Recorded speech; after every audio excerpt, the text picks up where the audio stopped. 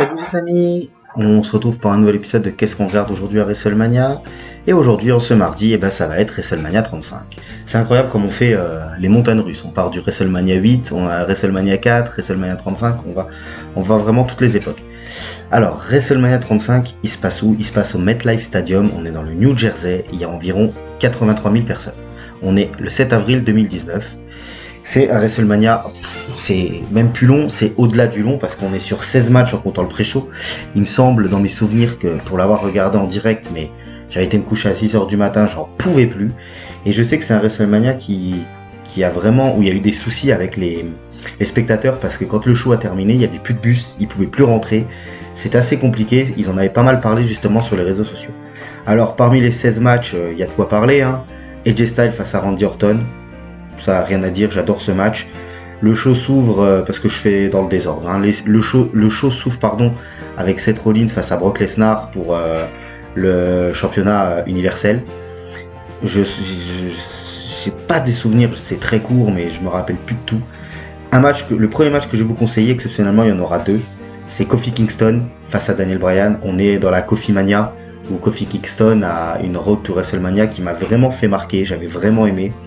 On a un match en Fatal 4-Way par équipe avec les Usos, avec Nakamura et Rusev, avec The Bar, Ricochet, Aleister Black, on en avait parlé dans un de nos podcasts. Shane McMahon qui bat The Miz, mais encore une fois, Shane McMahon, 16 minutes. On est en 2019, pour moi c'est trop long. Le match le plus long du show, comme par hasard, c'est Triple H face à Batista. Incroyable, 25 minutes, ça me choque même pas. Mais ce qui est un petit peu... Alors, il y a deux matchs encore que je vais vous parler. Le match que je vais vous conseiller est celui-là. Alors, le main event, c'est très bien, c'est les superstars féminines. Becky Lynch face à Ronda Rousey, face à Charlotte Flair. En termes de star power, on était quand même sur quelque chose d'assez impressionnant. Mais le problème, c'est que c'était le dernier match du show, et si vous regardez ce match, jetez un œil quand même, le public, vous avez l'impression qu'il est éteint. Et en fait, le public est éteint tout simplement parce que, comme je disais tout à l'heure en début d'émission, on est à 6 heures de show, le public se les caille, ils en peuvent plus.